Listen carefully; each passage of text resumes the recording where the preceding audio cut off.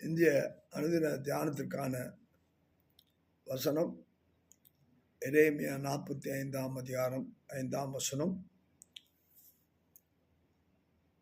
நீ உனக்கு பெரிய காரியங்களை தேடுகிறாயோ? தேடாதே. இதோ மாம்சமான யாவர் மேலும் தீங்கை வரப்பண்ணுகிறேன் என்று கர்த்தர் சொல்லுகிறார்.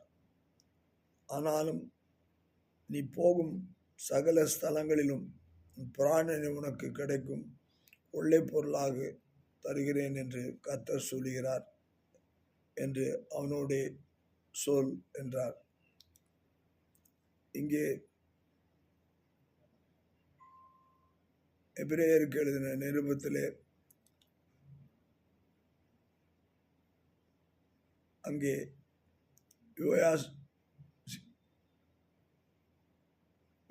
யோசியாவின் குமாரனாகிய யோயாக்கீம் என்னும் அந்த யூத ராஜாவின்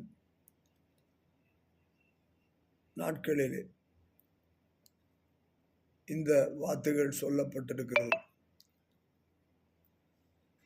நாம் உலகத்தின் பொருட்களை குறித்து நாம் யோசிக்காதபடிக்கு, இதோ நான் பெரிய காரியங்களை செய்தேன், நான் கட்டினேன்,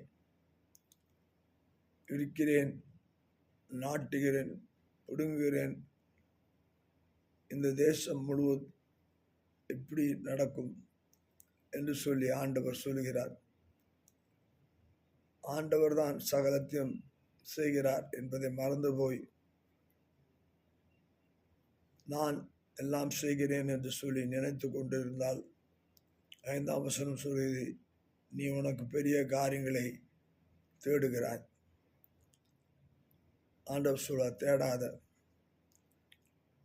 ஏனென்றால் மாம்சமான யாவர் மேலும் தீங்கு வருகிறது. அந்த தீங்கு ஆண்டவர் வர பண்ணுகிறார்.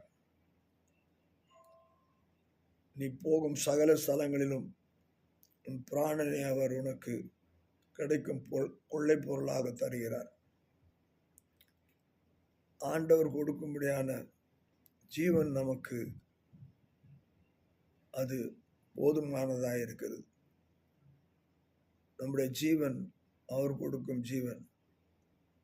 அந்த ஜீவன் இருந்தால் நாம் எந்த நேரத்திலும் ஆண்டவருக்காக நம்முடைய வாழ்க்கையிலே காரியங்களை சாதிக்க முடியும். ஜீவனற்றவன் ஒன்றும் செய்ய முடியாது. ஆனபடினால் நாம் நமக்கென்று நம்முடைய பலத்தினாலே சுய பலத்தினாலே செய்கிறோம் என்று எண்ணாதபடிக்கு கர்த்தருக்காக கர்த்தருடைய ஜீவனை கொண்டு சகலத்தையும் செய்வோம், வெற்றி பெறுவோம். ஆமென்.